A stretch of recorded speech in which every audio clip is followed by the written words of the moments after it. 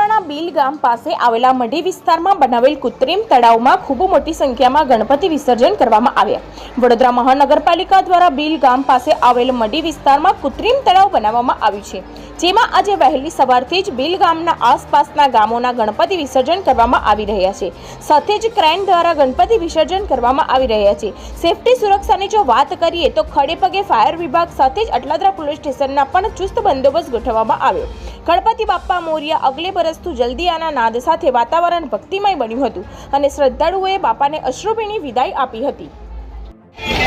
Jay Ganesh, Ganpati Bappa Morya.